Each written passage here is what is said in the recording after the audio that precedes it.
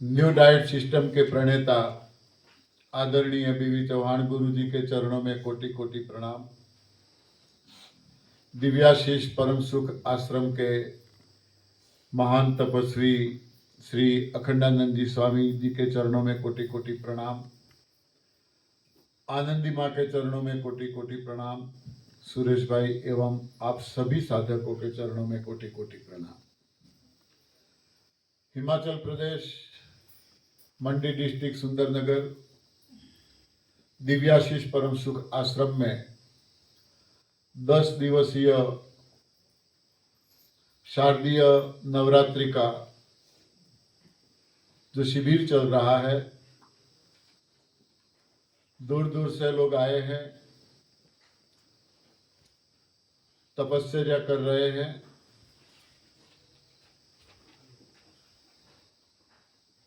आज 5वां दिन है।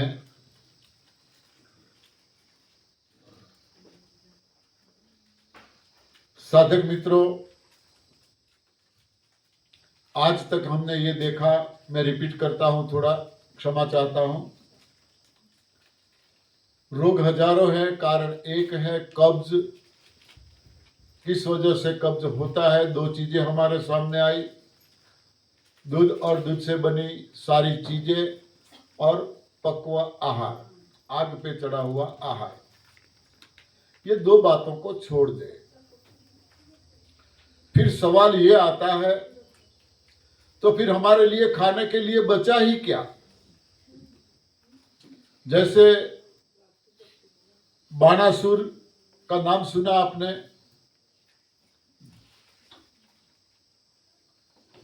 उनका त्रास बढ़ गया था। ऋषि मुनि सब परेशान थे, भगवान शिव जी के पास गए, भगवान के पास गए कि बोले हमें बचाओ। भगवान ने वामन अवतार धारण किया, वामन अवतार, और बलि राजा के पास गए। बलि राजा ने स्वागत किया, सम्मान किया, बोले मांगिए, जो मांगते हो मैं दूंगा। कथा आप जानते हैं, मैं रिपीट कर रहा हूं। तो बोले मुझे कुछ नहीं चाहिए, बस 3.5 गज जमीन चाहिए, 3.5 गज या 3.5 कदम।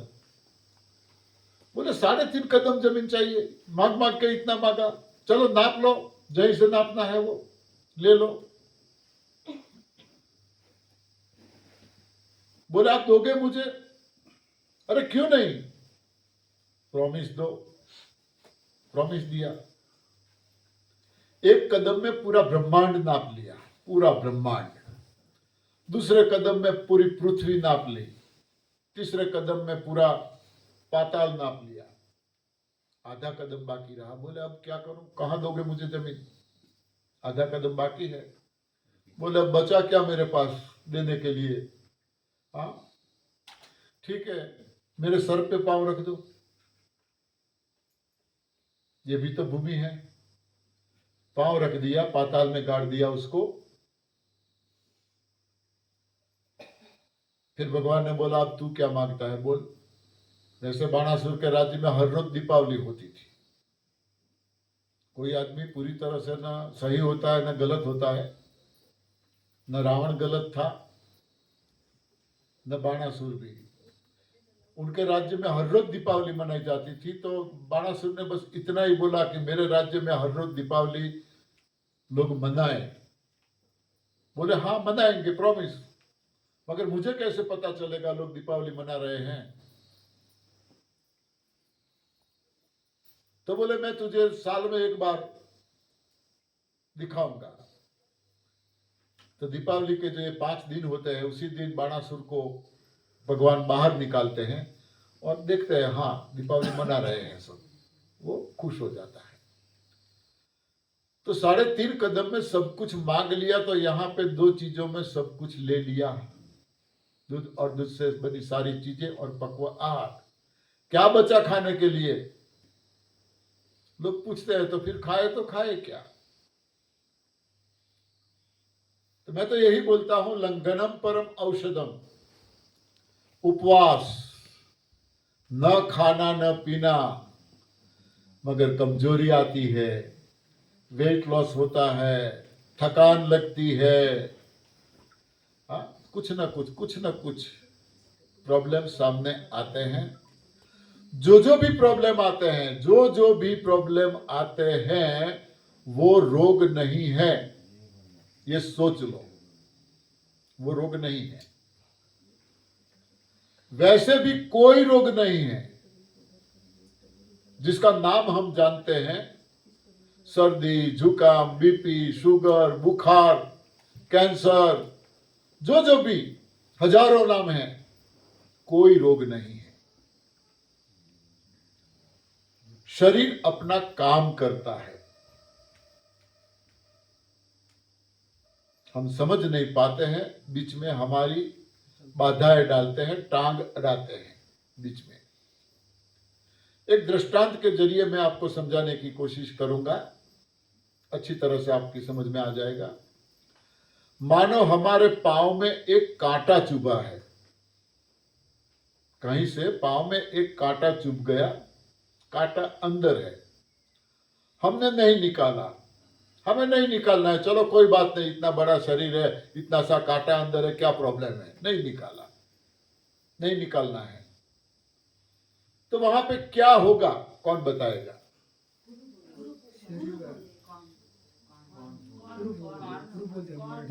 वहां पे पीड़ा होगी, वहां पे पस हो जाएगा। जैसे पस बाहर निकलेगा, कांटा निकलेगा कि नहीं? कांटा भी अपने आप निकल जाएगा। ये प्रोसेस किसने की? कुदरत ने की। ये आलसी कांटा अंदर है, निकाल नहीं रहा है, तो वो काम में लग गया। देखो कुदरत हमारा कितना ख्याल रखती है, हम समझ नहीं पाते हैं कितना ख्याल रखती है। कांटा देखो तो मामूली छोटा सा, हाँ, इतना छोटा सा कांटा। अब हमें ये सोचना चाहिए, ये सवाल होना चाहिए, किसी के लिए ये सवाल पैदा नहीं होता, बाकी सारे सवाल पूछते हैं, ये नहीं पूछता कोई। सवाल ये होना चाहिए कि इतना छोटा सा कांटा भी कुदरत ने शरीर में नहीं रहने दिया, जिसकी जरूरत नहीं थी। अभी मैं बताऊंगा कि कोई पस निकाल के दो, दिखाओ मुझे, निकाल पाएगा कोई पस? नहीं। हाँ, जहां भी हम कोशिश करेंगे खून ही निकलेगा। तो पस बनाने की क्रिया कुदरत ने शुरू कर दी। तो जिसकी जरूरत नहीं है, वो इतना छोटा सा कांटा भी शरीर अंदर नहीं रखती, बाहर निकाल देती है। तो ये जो मल है चिपका हुआ, उसको क्यों नहीं निकालती? चाहे हमारा गलत आहार हो, चाहे गलत मल बना हो, मगर शरीर में तो जरूर नहीं है ना। शरीर को तो ये काम करना चाहिए ना, क्यों नहीं करता?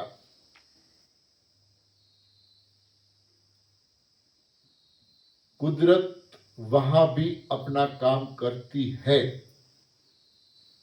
मगर उनका काम करने का तरीका थोड़ा अलग है, जो हम समझ नहीं पाते हैं और उसे हम रोग मानते हैं। अप्राकृतिक आहार लिया है, अप्राकृतिक मल बना है, आंतों में चिपका है, नहीं निकलता है डायरेक्टली, सीधी तरह से। तो अब कुदरत उसको निकालने के लिए जो मल है उसका प्रमुख चार तरीकों में, चार चीजों में परिवर्तित करता है। चार चीजों में, गैस, कफ, पित्त और वात। जो आयुर्वेद ने माना है बीमारी की वजह गैस, कफ, पित्त, आयुर्वेद ने यह माना है। चार तरीकों में रूपांतरित करता है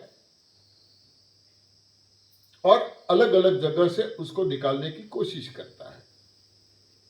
जैसे मल का रूपांतर कफ में किया, मल का रूपांतर कफ में किया, कफ बन गया। कई लोगों को कफ की शिकायत होती है कि कफ बढ़ गया है।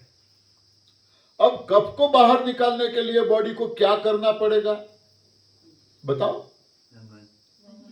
हाँ, वमन तो हम करते हैं ना, बॉडी को क्या करना पड़ेगा? बॉडी क्या करेगी?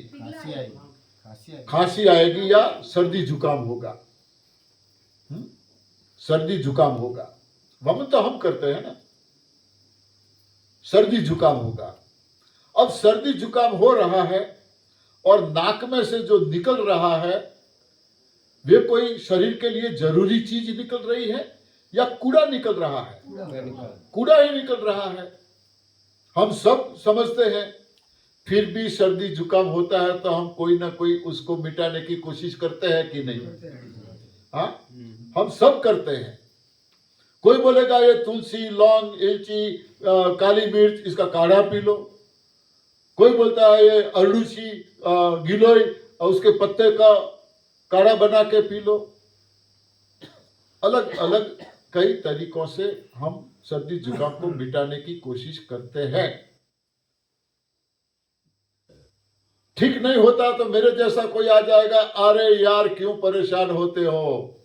हाँ, वहां प्रताप भाई डॉक्टर है, उनके पास चले जाओ। मुझे भी हुई थी, प्रताप भाई के पास गया था, एक ही दिन में मेरी सर्दी गायब। देखो, डॉक्टरों का प्रचार हम करते हैं या डॉक्टर हमारे घर पे आते हैं? हम करते हैं। हम ही प्रचार करते हैं। बोले क्या बात है प्रताप भाई, ऐसा डॉक्टर है? मैंने बोला हाँ, एक दिन में। गए डॉक्टर के पास और डॉक्टर के पास जाके हम खुद डॉक्टर बन जाते हैं। सर सहा नहीं जाता।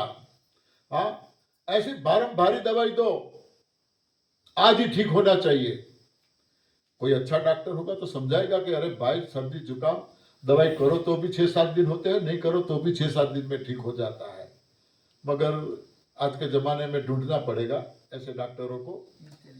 हाँ, भारी दवाई दे दो, बोलेगा भाई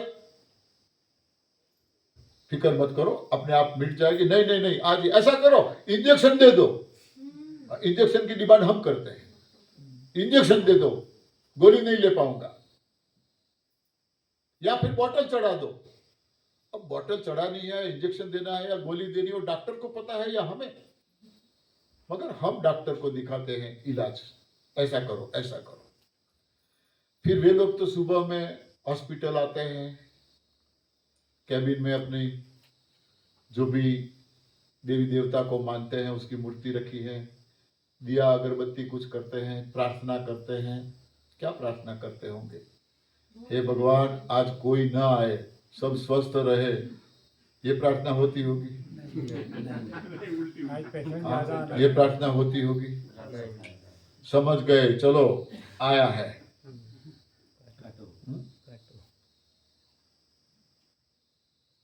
क्या दवाई देंगे? जो निकल रहा था कफ, उसको सुखाने की, उसको सुखाने की दवाई दे दी, निकलना बंद हो गया। हाँ, जो निकलता था उस पे बूच लगा दिया, दबा दिया। अब मल अंदर, कफ अंदर सूख गया। कुदरत कहती है चलो बेटा कोई बात नहीं, और भी तरीके हैं मेरे पास, मैं कोशिश करूंगा। फिर सूखे हुए कफ को निकालने के लिए खांसी होती है।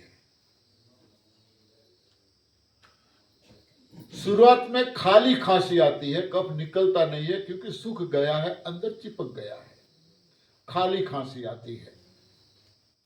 अब हम ये खाली खांसी को भी नहीं सह पाते। कुछ दिन खाली खांसी आने के बाद धीरे धीरे कफ अलग होगा, निकलना शुरू होगा। हम बोलते हैं कि अब खांसी पक गई, अब कफ निकलने लगा, मगर इतना इंतजार हम नहीं करते। खाली खांसी को भी हम नहीं सह पाते, तुरंत फिर से कोई बोलेगा चना खाओ, गुड़ खाओ, कोई बोलेगा ये खाओ वो खाओ। नहीं, पहले सीधे डॉक्टर के पास नहीं जाते। हाँ, पहले तो जो हमारे गुजराती में बोलते हैं ऊंट वैद्य, यानी घरेलू उपचार नुस्खे, वो करते हैं। उससे ठीक नहीं होगा तो फिर मेरे जैसा कोई आएगा, अरे यार मैंने बोला तो था प्रताप भाई के पास जाओ, फिर प्रताप भाई के पास। हाँ, वहां तो दवाई के अलावा कोई इलाज नहीं है, फिर से उसको दबा दिया। कुदरत बोले कोई बात नहीं बेटा, और भी तरीका है मेरे पास। दस्त कर देगा, दस्त, बार बार टॉयलेट के जरिए कफ निकलेगा, कूड़ा निकलेगा, हाँ, दस्त कर देगा। यहां भी किसी को हुआ था, कौन था 7 नंबर के कमरे में? आप ही थे, हाँ, दस्त कर देगा। मगर टॉयलेट तो एक ही बार जाना चाहिए। दूसरी बार किसी को जाते हुए देखते हैं तो भी, ए भाई क्या हुआ, हाँ, क्या खाया था, खाने का ख्याल रखो, खाने का ख्याल रखो। ये कोई गवर्नमेंट रूल्स हो, स्ट्रिक्टली फॉलो करते हैं हम। तो फिर वही बातें आ जाएगी। कोई बोलेगा चलो दही और बाजरी की रोटी खाओ, दही, दस्त बंद हो जाएगा। दही में इसबगुल मिलाओ, दस्त बंद हो जाएगा। तो फिर मेरे जैसा आएगा, अरे भाई ये सब छोड़ो, प्रताप भाई के पास जाओ। हाँ, वहां तो बूच लगाने के अलावा कोई चीज है ही नहीं। गोली दे दी, बंद।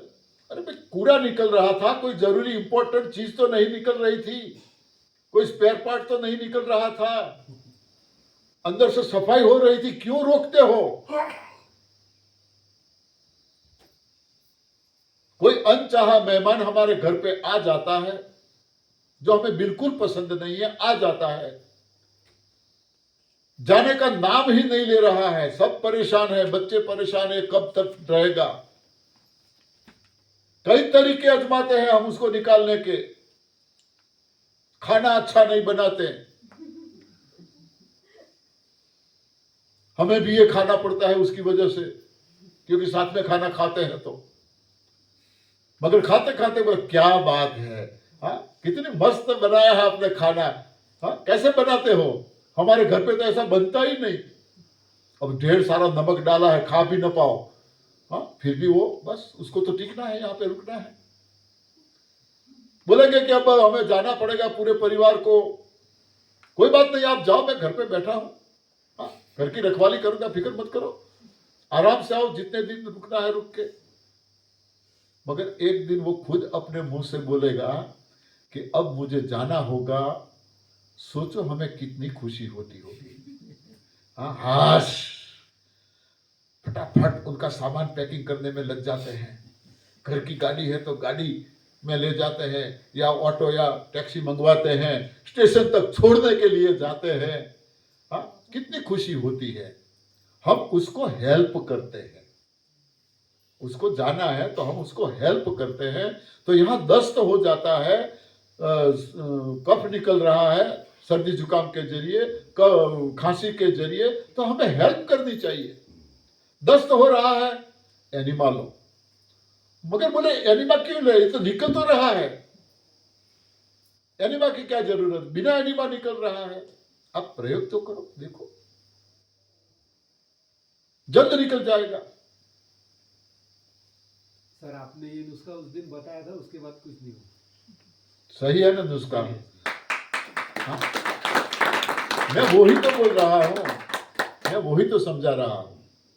रात को 1 बजे मैंने बोला था कि ले लो एनिमा, बोले दस्त हो रहा है, चाहे होने दो, निकल जाएगा, जो भी है वो बंद हो जाएगा। मगर हम क्या करते हैं, इलाज, पसीना निकल रहा है वो भी तो कूड़ा है, बॉडी में से पसीना निकल रहा है वो भी तो कूड़ा है। ज्यादा कूड़ा है तो किसी को ज्यादा पसीना निकलता है, मगर उसको भी हम लोग समझते हैं, इसके लिए भी हाँ, देशी इलाज, घरेलू इलाज। फिर प्रताप भाई, हाँ, प्रताप भाई यानी डॉक्टर के पास, हाँ, फिर डॉक्टर के पास। कैसा कूड़ा है, कई बार यहां धब्बे पड़ जाते हैं पसीने के, कितना भी साबुन लगाओ, ब्रश लगाओ, नहीं निकलता है। बगल में कोई बैठता है तो उसके पसीने की इतनी दुर्गंध होती है, हम सह नहीं पाते हैं। ये कूड़ा है, निकल रहा है, निकलने दो, मगर नहीं, इसका भी इलाज।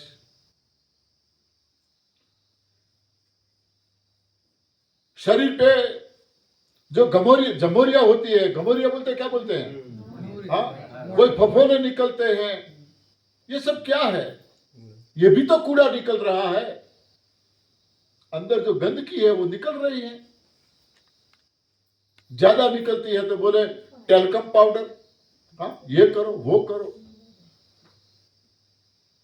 अरे सर पे डैंड्रफ जिसे हम बोलते हैं, वो भी तो कूड़ा है,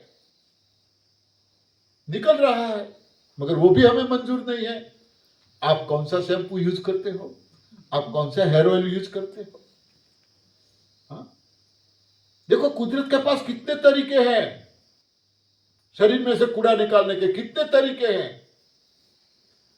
मगर अपने आप को बुद्धिजीवी मानकर बैठे हुए हम, क्या मजाल है कुदरत की, किसी भी रास्ते से हम कूड़े को निकालने दें। हाँ? बुखार आता है, वो भी तो जो मल नहीं निकल रहा है, कुदरत उनको जलाने का काम करती है। मल को कब जलेगा? जलाने के लिए बॉडी को गर्म करना पड़ेगा। 105 डिग्री तक बॉडी को गर्म करता है, मल जलता है। मगर हमें पता है 105 डिग्री डेंजर बताया गया है हमें, हाँ, मेडिकल वालों ने। डर जाते हैं हम। बिल्कुल मत डरो, बिल्कुल मत डरो। जो भी होता है कुदरत अपना काम करती है। हमने बार बार मैं बोलता हूं, हमने गाड़ी अब कंपनी में दे दी है। कंपनी को जो करना है वो करना पड़ेगा इनको। बार बार हमें उनमें डिस्टर्ब करने की जरूरत नहीं है। कंपनी वालों को हम क्या सिखाएंगे? गाड़ी उन्होंने बनाई है। तो कुदरत ये सारे काम करती है। कोई माँ बाप का इकलौता बेटा है, थोड़ा आउटलाइन पे चला गया है, तो उसको सुधारने के लिए हम कितनी कोशिश करते हैं। हमारी नहीं सुनता तो परिवार वालों को बोलते हैं, उनकी नहीं सुनता तो अड़ोस पड़ोस वालों को बोलते हैं, इनकी नहीं सुनता तो रिश्तेदारों को बोलते हैं। किसी की वो नहीं सुनता। आए दिन माँ बाप को लाखों रुपये के गड्ढे में डालता है, घाटा करता है। कब तक देते रहेंगे माँ बाप, कब तक देते रहेंगे? हाँ, किसी की वो सुनता ही नहीं। फिर आखिर एक दिन क्या करेंगे? कई बार अखबार में हम पढ़ते हैं, हाँ, नरहरि भाई पंड्या हमारा बेटा है, हमारे कहावे में नहीं है, इसके साथ कोई लेन देन मत करना, किया तो हमारी जिम्मेदारी नहीं है। हाँ, माँ बाप हाथ खड़े कर देते हैं। इसी तरह इतनी कोशिशें करने के बाद कुदरत की हम नहीं मानते हैं, तब कुदरत हाथ खड़ा कर देती है। भाई, मुझसे जो होना था वो मैंने कर दिया, अब आप जानो। फिर जो होता है वही रोग है। न कैंसर रोग है, न शुगर रोग है। बॉडी को जब जरूरत पड़ती है शुगर दी तो बढ़ा देती है, जरूरत नहीं पड़ती है तो कम कर देती है। बीपी की ज्यादा जरूरत है तो बीपी हाई कर देती है, जरूरत नहीं होती है तो लो कर देती है। मगर शर्त एक है, हमें सही रास्ते पे चलना पड़ेगा। गलत रास्ते पे चल रहे हो और ये सारे प्रॉब्लम हो रहे हैं, खतरा, डेंजर। और सही रास्ता एडवांस न्यू डाइट सिस्टम। ठीक है? तो खाए क्या? कोई घर ऐसा नहीं है जिसकी सुबह दूध से शुरुआत ना हो, हाँ, पका हुआ खाना न बनता हो। कोई घर ऐसा नहीं है। तो यहां तो खाने के लिए बचा ही नहीं। तो हम बोलते हैं लंघनम परम औषधम। आयुर्वेद वहां पर 100% सही है। देखो, हम यहाँ किसी के अपोज में नहीं है, ना आयुर्वेद के, ना होम्योपैथी के, ना नेचुरोपैथी के, ना एलोपैथी, किसी के अपोज में नहीं है। क्या अधिकार है हमें? हर किसी में कुछ ना कुछ ठीक होता है, अच्छा होता है, कुछ कमियां होती हैं। यहाँ हम ये भी गारंटी नहीं दे रहे हैं एनडीएस या एडवांस न्यू डाइट सिस्टम 100% सही है। इसमें भी कुछ कमी हो सकती है, इसमें भी कुछ कल नया हमारे सामने आ सकता है। और हम आप सबको बोलते हैं कि ढूंढो, हाँ, इसमें से और कुछ नया ढूंढो, और क्या इसमें जोड़ सकते हैं जो हम जल्द ठीक हो सकते हैं, क्या ऐसा खा सकते हैं जो हम जल्द ठीक हो सकते हैं। इसीलिए बोलता हूं, जब तक आप अपने खुद का डॉक्टर नहीं बन पाओगे, यहां बैठने वाला कोई आपको ठीक नहीं कर पाएगा, कोई नहीं। खुद का डॉक्टर खुद बनना पड़ेगा। ढूंढते रहो, बॉडी हमारा है, हम कैसे बताएं आपको क्या खाना है। हाँ, आप सबको एक ही जूस दे रहे हैं, सबकी बॉडी अलग अलग है, सबको कैसे सूट हो सकता है। तो आपको ढूंढना है। बहुत सी सारी चीजें हैं कुदरत ने दी है खाने के लिए, ढेर सारी चीजें हैं, सब हमारे लिए नहीं हो सकती, सबका बॉडी अलग अलग है। तो आयुर्वेद ने वहां सही बताया है, रोग चाहे कोई भी हो, इलाज एक ही है, लंघनम परम औषधम, खाना छोड़ दो। कब तक? मैं तो यही बोलूंगा, क्योंकि मैंने प्रयोग किया है, 11-11 दिन का 3 बार मैंने निर्जला किया है। तो ठीक होना है तो खाना छोड़ दो। यही सोच लो, आज तक हम खाने के लिए जिए हैं, अब जीने के लिए खाना है। बॉडी को 24 आवर्स में ठीक चलाने के लिए सिर्फ और सिर्फ 250 से 300 ml जूस की जरूरत पड़ती है, सिर्फ 250 से 300 ml जूस। मगर हमने आदत डाली है ज्यादा खाने की, ज्यादा पीने की, हमने आदत डाली है। तो ज्यादा खाते हैं, ज्यादा पीते हैं, तो बॉडी तो अंदर रखती नहीं है, जरूरत के मुताबिक ही स्वीकार करती है, कैचअप करती है।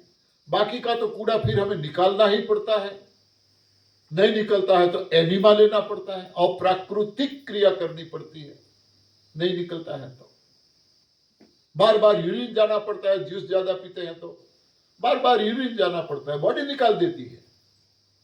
तो क्यों बॉडी को कष्ट दे? हमारी जो प्राण शक्ति, जीवनी शक्ति है, वो उसमें खर्च होती है फिजूल। जिसको हमें हो सके इतना ज्यादा बचाना है, हो सके इतना।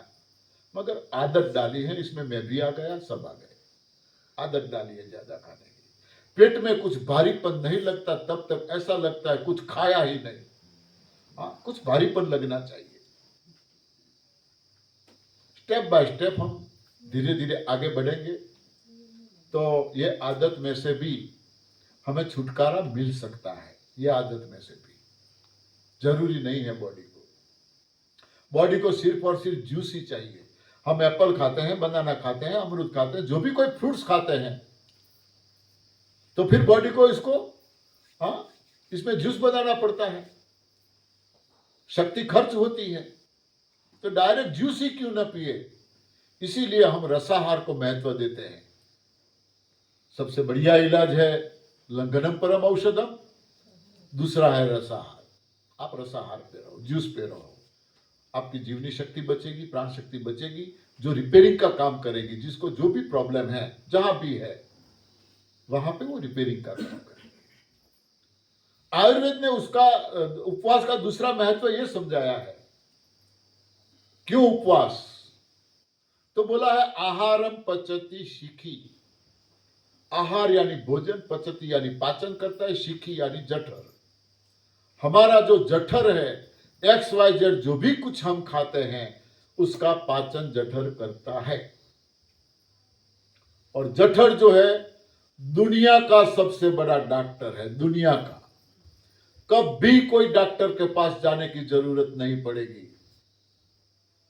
बाहर जाओगे, अलग अलग डॉक्टर है, कोई कान का डॉक्टर, कोई नाक का डॉक्टर, कोई आंखों का डॉक्टर, कोई हार्ट का डॉक्टर, हाँ, अलग अलग स्पेयर पार्ट के अलग अलग डॉक्टर, कोई दाहिने कान का, कोई बाएं कान का, हाँ, अलग अलग डॉक्टर हैं सब। यहां सर्व रोग निष्णात, सारे रोगों का निष्णात डॉक्टर है हमारा जठर। मगर आज तक हमें पता नहीं है कि सारे रोगों का स्पेशलिस्ट डॉक्टर हमारे अंदर ही है, हमें पता नहीं है और हम दर दर भटकते रहते हैं। कोई बोलेगा ये डॉक्टर के पास जाओ तो वहां जाते हैं, कोई बोलेगा वहां जाओ वहां, सिर्फ हम भटकते रहते हैं ऐसा नहीं है।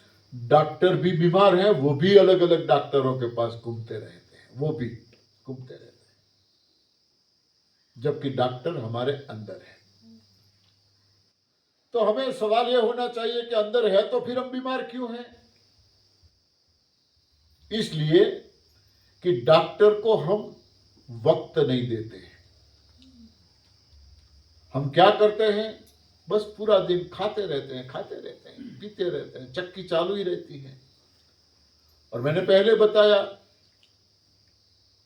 कि हम कितना खाते हैं, कितना पीते हैं। एक गिलास पानी पीते हैं, कम से कम उसको सही ठिकाने लगने में 2.5 से 3 घंटा लगता है। पानी हैवी आहार है। दिन में कितना पीते होंगे मिनिमम? यहाँ की बात छोड़ो, घर पे 4-5 लीटर, 3 लीटर, चलो 3 लीटर गिनते हैं। एक गिलास 200 ग्राम का हुआ, कम से कम 1 लीटर के 5 गिलास हुए, 3 लीटर के 15 गिलास हो गए। 3 घंटे से गुनो 45 आवर्स पानी के लिए चाहिए। हमारे पास टाइम कितना? 24 आवर्स, तो 45 घंटे पानी के लिए चाहिए। दाल चावल रोटी जो कुछ हम खाते हैं उसको सही ठिकाने में लगने के लिए कम से कम 9 घंटे चाहिए। कितनी बार खाते होंगे? 3 बार, 27 घंटा वो ये हो गया। गिनते जाओ, 45, 27 टोटल लगाते जाओ। बाद में मैं बताऊंगा, पूछूंगा कितना हुआ। मैदे की कोई आइटम हम खाते हैं, मैदे की कोई भी आइटम, कम से कम 36 आवर लगते हैं, कम से कम 36 आवर। हफ्ते में कितनी बार चलता होगा? एक कप चाय पीते हैं, उसको सही ठिकाने में लगने के लिए कम से कम 75 घंटे चाहिए। एक कप चाय के लिए 75। और पाचन होने के बाद भी बॉडी में कोई फायदा नहीं, नुकसान ही नुकसान है। चीनी जहर है, चाय पत्ती जहर है, दूध साइलेंट किलर जहर है। और तीनों को मिला के उबालते रहते हैं। कड़क मिठी, कड़क मिठी चाय चाहिए। पानी मत डालना, ओनली मिल्क। 75 आवर्स, एक चौथा नया जहर बनता है। ये तीनों मिला के उबालते हैं ना, तो एक चौथा नया जहर बनता है। कई रोगों को न्योता देता है, कई रोगों को। मगर चाय के बिना तो हमारी सुबह होती ही नहीं है। बेड टी चाहिए। तो इसीलिए हम उपवास को ज्यादा महत्व देते हैं। नॉनवेज की तो बात ही छोड़ो, वो पाचन होने लायक चीज ही नहीं है नॉनवेज तो। इसीलिए तो जितने नॉनवेज वाले हैं वो इतने बीमार है, इतने ये वेजिटेरियन नहीं है इतने बीमार। हमारा आहार ही नहीं है वो तो इसीलिए उपवास को महत्व यहां दिया गया है। अब हम उपवास करते हैं तो जो हमारा डॉक्टर है वो फ्री हुआ कि नहीं? वो फ्री हो गया, उसको कुछ पचाना है ही नहीं, तो वो क्या करेगा? आयुर्वेद में आगे बताया है दोषान वर्जित आहार। दोषान यानी दोष, यानी जो भी रोग है वो, वर्जित यानी बिना, आहार यानी खुराक। खुराक के बिना वो हमारी बॉडी में जिसको जो भी जहां भी प्रॉब्लम है उसके रिपेयरिंग के काम में लग जाएगा। वो काम चोर नहीं है। डे नाइट उनका काम चलता है। हम सो जाते हैं, वो नहीं सोता। पूरी बॉडी अपना काम करती रहती है, सिर्फ हम सोते हैं। तो वो रिपेयरिंग काम में लग जाएगा। कब तक रिपेयरिंग करेगा? जब तक आप पानी की एक बूंद भी बॉडी में नहीं डालते हैं तब तक। एक बूंद भी पानी डाल दिया तो उनका पहला काम, फर्स्ट ड्यूटी उनकी वो है पाचन करना, बैक टू पेविलियन। जहां भी वो रिपेयरिंग करता है वहां से वापिस आ जाएगा पाचन करने के लिए। तो हमें ये सोचना है कि हमें जल्द ठीक होना है, अच्छी तरह से ठीक होना है। तो ये डॉक्टर को रिपेयरिंग के लिए ज्यादा वक्त देना चाहिए या पाचन क्रिया में रोकना चाहिए? रिपेयरिंग में। So simple. इसीलिए उपवास का महत्व है। उपवास और धर्म के बीच में कोई लेना देना नहीं है, कोई लेना देना नहीं है। हमारे ऋषि मुनि हजारों नहीं लाखों साल जीते थे, इसकी सही वजह ये थी वे उपवास करते थे। उपवास, उप यानी नजदीक, वास यानी रहना। किसकी नजदीक रहना? परम शक्ति। हाँ, परम शक्ति, स्वयं। हाँ, स्वयं को पहचानो। कहाँ है परमात्मा? यहां तो है। मैंने बताया था गीता में कृष्ण बोले हैं, अहम वैश्वानरो भूत्वा प्राणी नाम देहम आश्रित। हमारे शरीर में ही बसे हैं। ढूंढो, पहचानो कहाँ है। खुद को पहचानो, हु एम आई, मैं कौन हूं। खाने पीने में लगे रहते हो तो ये सोचने का मौका ही नहीं मिलता। इसीलिए उपवास का बहुत महत्व है। उपवास से ही शरीर की शुद्धि होती है। ऋषि मुनि जंगलों में रहते थे, फल फ्रूट कंदमूल खाते थे, फिर भी वो एनिमा भी लेते थे और उपवास भी करते थे। कोई रोग नहीं था, फिर भी हमें तो रोग है, प्रॉब्लम है, इसीलिए बता रहे हैं। हाँ, वरना हम उपवास करता कौन है? हाँ, सब करते हैं, सब करते हैं, मगर कैसा करते हैं? कोई धर्म ऐसा नहीं है, कोई धर्म, दुनिया का कोई धर्म ऐसा नहीं है जिसमें उपवास का महत्व ना हो। कोई धर्म ऐसा नहीं है। जैन धर्म में लोग सिर्फ और सिर्फ उबले हुए पानी पे महीनों तक रहते हैं। 3-3, 4-4 महीनों तक सिर्फ उबला हुआ पानी लेते हैं। कोई आपकी जान पहचान में है और ऐसा तप करता है तो जाके पूछो तो सही, उनको जो भी प्रॉब्लम था उसकी दवाई अब बंद हुई क्या? दवाई भी लेते हैं, उबला हुआ पानी भी पीते हैं। दवाई भी लेते हैं, उबला हुआ पानी भी पीते हैं। अब पानी को उबालते क्यों हो? मुझे ये समझ में नहीं आ रहा, उबला पानी क्यों पीना है? मैंने पूछा था, मैं जैनों के नजदीक रहा हूँ काफी, और ये सिस्टम में नहीं था, फिर भी मैंने उसका जो व्रत होता है 28 8 दिन न खाना न पीना, मैंने 28 भी की थी। ये सिस्टम में नहीं था। उससे पहले मेरी मैडम ने आयम्बिल भी किया था उनका व्रत, क्योंकि मैं जैनों से जुड़ा हुआ था, अच्छा लगता था।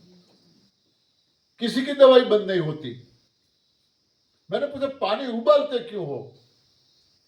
तो वे लोग बोलते हैं कि अंदर कोई कीटाणु हो और हमारी बॉडी में चले जाए तो वो मर जाएंगे, तो हिंसा होगी।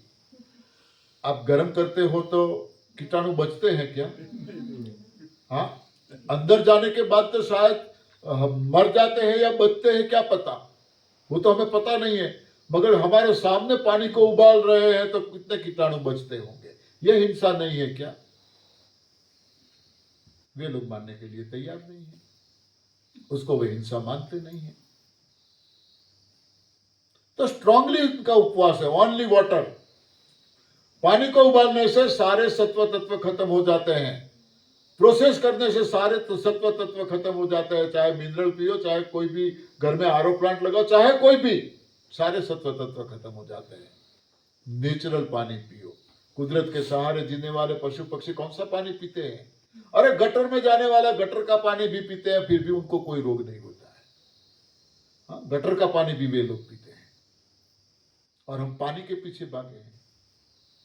अब पता चला लोगों को आरओ की वजह से बीमारियां हुई है, ये बिस्लेरी उनकी वजह से बीमारियां हो रही है। अब सब घर में मटके लाने लगे, मटके का पानी पियो।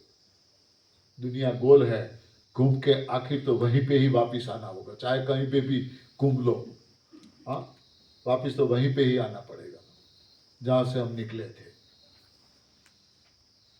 इस्लाम धर्म सबसे स्ट्रांग यदि फास्टिंग किसी का है तो इस्लाम धर्म का है।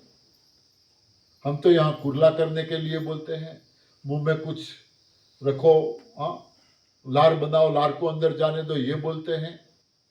इस्लाम धर्म में तो अपना थूक भी नहीं निकलते हैं। रमजान महीना जब होता है अपना थूक भी नहीं निकलते हैं, बाहर निकाल देते हैं। इतना स्ट्रांग उपवास है इसका। गुरुजी लेकिन वो रात में खाते ना हो। मगर पूछो तो सही, उनकी दवाइयां कितनों की बंद हुई, किसी की नहीं। क्यों? गलत उपवास। दिन को रोजा रखत रात को हनत गाय, क्या खुश रहे खुदाए, कबीर ने बोला है।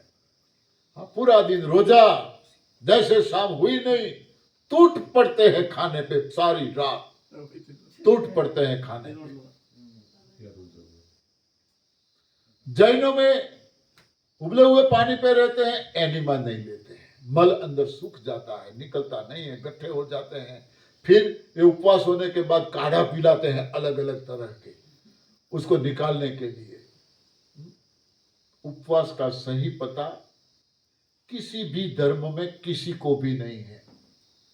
हमारे धर्म की हम क्या बात करें, जरूरत है कुछ करने की? नहीं मालूम है। कल उपवास है तो आज से तैयारी करेंगे। हाँ, देखो कल उपवास है, घर में क्या क्या है देखो। हाँ, नहीं है तो कुछ मार्केट से ले आना। उपवास के दिन हम ज्यादा खाते हैं या कम? ज्यादा खाते हैं। फिर भी कोई कुछ काम हो और कोई काम बताता है तो क्या बोलते हैं? आज मेरा उपवास है, मुझसे नहीं होगा। घर वाले भी बोले नहीं, उनको मत बोलो, आज इनका उपवास है। हाँ, सुबह में उठते ही चक्की चालू हो जाती है, दिन भर खाते रहते हैं, खाते रहते हैं, खाते रहते हैं।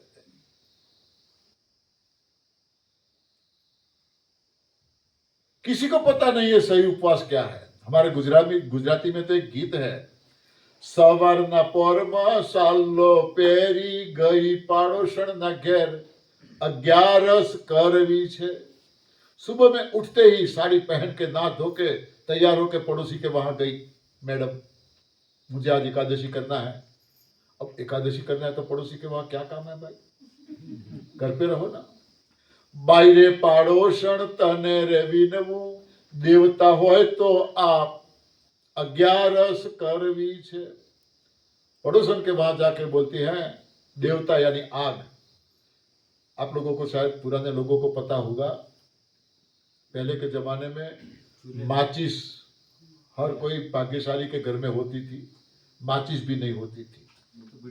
ये मेरा खुद का अनुभव बता रहा हूँ, माचिस भी नहीं होती थी, हमारे घर में भी नहीं होती थी।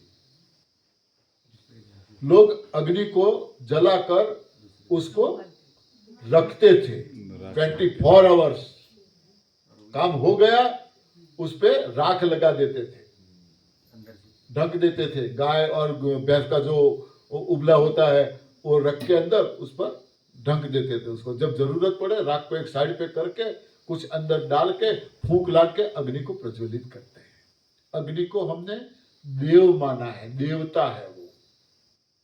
अग्नि देव है, वायु देव है, प्रकाश देव है, हाँ, भूमि हमारी माँ है, देव है।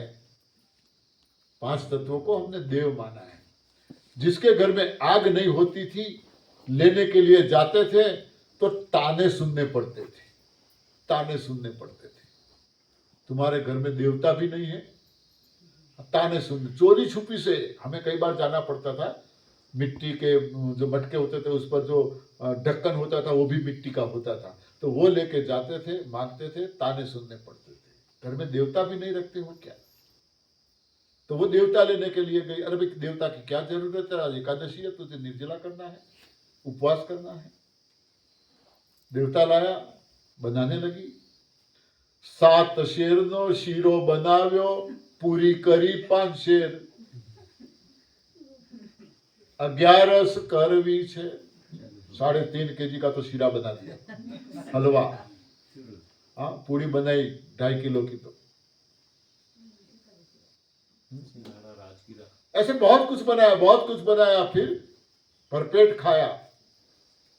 खाई रे पीने हूं तो खाटले सूती મને ચડ્યો છે તાવ 11 करवी से खाया पिया हाँ? खटिया में सो गई मुझे बुखार आ रहा है बुखारी तो आएगा हाँ? हमारा उपवास ऐसा है अगले दिन शाम को भरपेट खा लेते हैं कल उपवास है अगले दिन शाम को भरपेट खा लेते हैं कल उपवास है और पूरा दिन खाते रहते हैं धर्म और उपवास के बीच में कोई महत्व नहीं है मगर ऋषि मुनि होशियार थे सीधी तरीके से कोई उपवास नहीं करेगा तो उपवास को धर्म में रखा मगर सही उपवास का पता किसी को नहीं है उपवास यानी निर्जल उपवास पानी भी नहीं इसे उपवास कहते हैं पानी भी नहीं हमारी ग्रैंड मदर को जब उपवास होता था ना अगले दिन तो एक रोज पहले वो खाना नहीं खाती थी वो ककड़ी खाती थी उनका कहना था कि ये उपवास में मतलब डकार भी आएगी तो अन्न की डकार नहीं आना चाहिए ककड़ी हाँ कई अलग अलग तरीके होते हैं दो उपवास के अगले दिन कोई ऐसे तैयारी करते हैं उपवास करने की कोई उपवास के बाद भी एक दिन ऐसा हल्का सा आहार लेते हैं एकादशी जो लोग करते हैं साल भर की एकादशी तो 10वीं के दिन परिवर्तन होता है और द्वादशी के दिन भी परिवर्तन होता है उसके आहार में मगर धर्म और उपवास के बीच में कुछ भी लेना देना नहीं है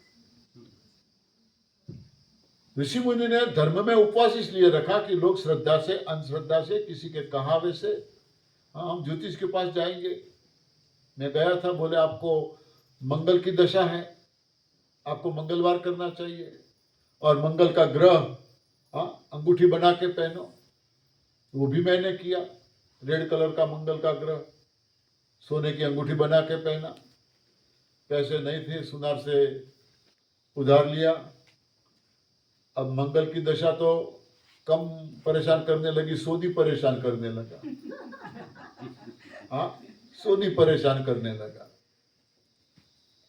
कहने का मतलब यह है कि किसी न किसी बहाने हम उपवास करें कोई संडे करता है कोई मंडे करता है कोई ऐसे कोई एकादशी करता है कोई पूर्णिमा करता है कोई ना कोई उपवास करता है मगर उपवास का सही तरीका किसी भी धर्म के धर्माचार्यों को लेके हम जैसे नॉर्मल इंसान किसी को पता नहीं है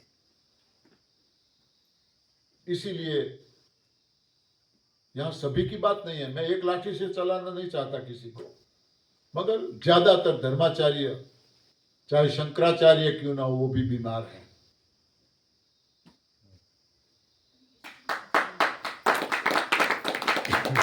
सभी धर्मों के धर्माचार्य बीमार हैं देखो आप देखो सब बीमार हैं क्यों व्यासपीठ पे बैठ के एकादशी का वर्णन करेंगे उपवास का महत्व समझाएंगे मगर जैसे सेशन पूरा हुआ हाँ टूट पड़ेंगे ऋषि मुनियों ने थोड़ी छूटछाट दी ऋषि मुनियों ने थोड़ी छूटछाट दी यदि आप निर्जल उपवास नहीं कर सकते हो तो आप फलाहार कर सकते हो फलाहार मतलब फल का आहार फल खाने के लिए छूट दी मगर हम ठहरे बुद्धिजीवी मैं बुद्धिजीवी बार बार बोलूंगा हाँ हमने फलाहार शब्द का अर्थ बदल दिया और फराल शब्द बना दिया भाई हाँ फराल में कुछ बाकी है क्या कोई चीज बताना मुझे तो मैं बताऊंगा मैं अच्छा कुक हूँ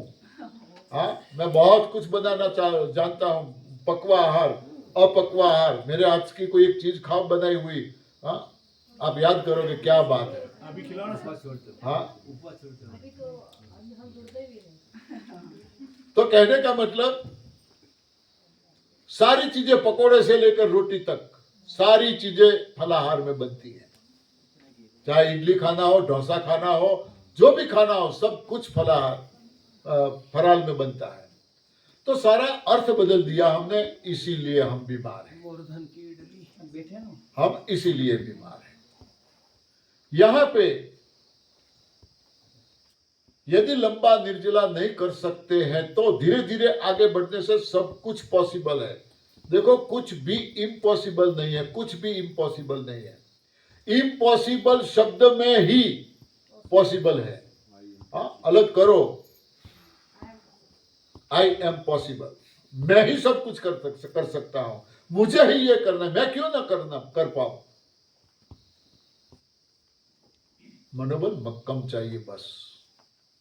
मगर फिर भी हम यहां आपको धीरे धीरे आगे बढ़ने के लिए बोलते हैं।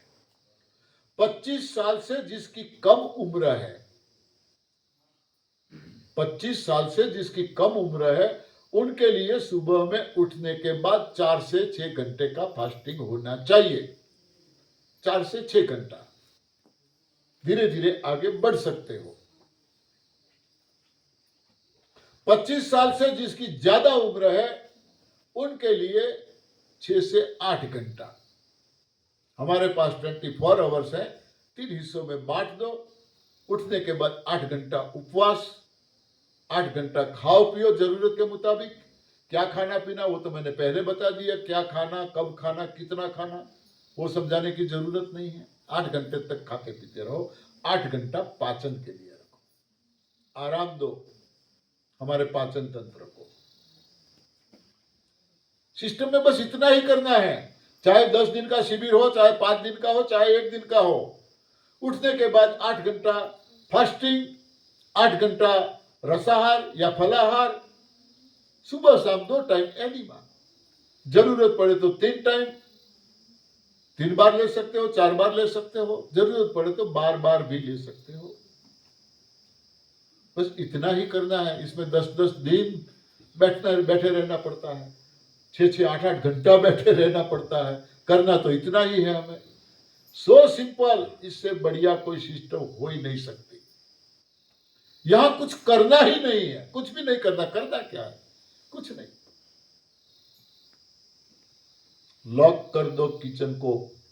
आने वाला समय ऐसा आने वाला है जब नए मकान की डिजाइनें बनेंगी, उसमें किचन नहीं होगा, क्योंकि सब ये advance new diet system follow करते हैं। किचन होगा ही नहीं, जरूरत ही नहीं पड़ेगी किचन की। चाहे हम हो ना हो, सिस्टम रुकने वाला नहीं है। हाँ, ये तो और बढ़ता जाएगा, और बढ़ता जाएगा। लाखों लोग जुड़ रहे हैं, लाखों लोग जुड़ रहे हैं। आज नहीं तो कल पूरी दुनिया को इस सिस्टम पे आना पड़ेगा, क्योंकि दूसरा कोई रास्ता ही नहीं है। तो यहां बस इतना करना है। रही बात एनीमा की, कई लोगों को एनीमा के प्रॉब्लम कई तरह के सामने आते हैं। बोलते हैं कहीं बाहर जाना है तो हम क्या करें, एनीमा पॉट कैसे ले जा सकते हैं, कोई देख लेगा तो शर्म आती है, कोई देख लेगा तो हमें शर्म आती है। ढेर सारे कपड़े ले जाते हैं, जूते भी स्पेयर में 1-2 और ले जाते हैं। एक से भी काम चल सकता है, मगर नहीं, हर रोज एक ही जूते। हाँ, कितना सामान होता है हमारा, बाहर जाना है तो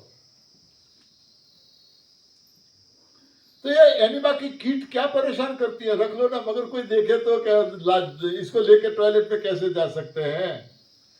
इसके लिए ये एक पोर्टेबल किट है, पोर्टेबल है।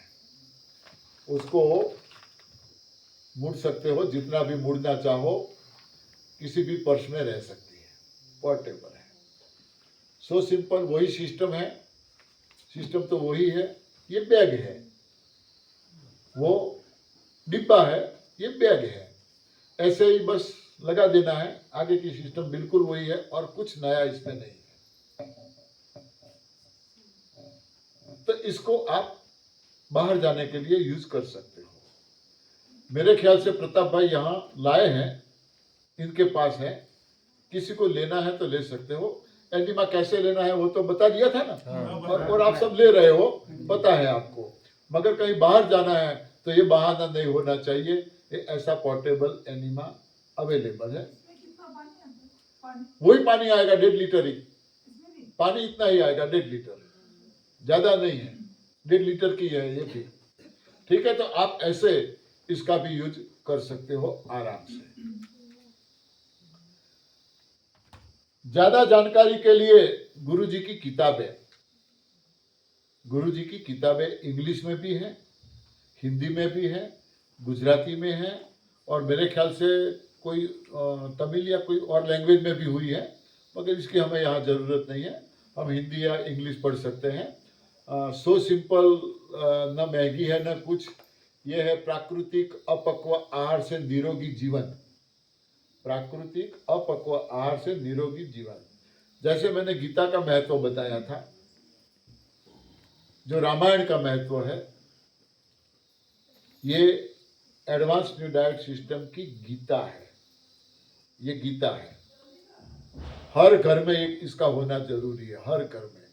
जितनी बार आप उसको पढ़ोगे, जितनी बार उसको पढ़ोगे, उतनी बार उसमें से आपको कुछ न कुछ नया मिलता रहेगा, कुछ न कुछ। ये है शंका समाधान। आपके मन में जो भी डाउट होते हैं, उसके सारे जवाब, सारे डाउट, सारे जवाब इसमें हैं। ये है रोगों का रामबाण इलाज, जो रोग है उसका रामबाण इलाज। और ये है रोग अनेक, कारण एक, इलाज एक। ये सेट है। आप लाए हो यहाँ पे कितने सेट? 10 ज्यादा सेट नहीं है, 10 ही सेट है। भैया एक मेरे को दे दीजिए। देखो बुक करवा लेना, शिविर खत्म होते ही एडवांस ज्यादा लाना था, आप ले जा सकते हो। ठीक है, एक एक किताब नहीं मिलेगी, सेट देना पड़ेगा। अच्छा, मंगवा सकते हैं ना भैया? हाँ, आप इनका नंबर लेके मुझे 100 मंगवाना आपको घर पे कुरियर से आराम से मिल जाएगा, जहां भी आप हो मिल जाएगा पूरा सेट। ये तो मेरे ख्याल से 3 ही है, बाकी तो काफी है ना, कुछ है किताबें और भी। हाँ, और ज्यादा कीमत भी नहीं है, मेरे से ख्याल से कुल किताबों का मिला के 800-900, हाँ 800-900 के इर्द गिर्द, ज्यादा कीमत भी नहीं है, मंगवा सकते हो आप।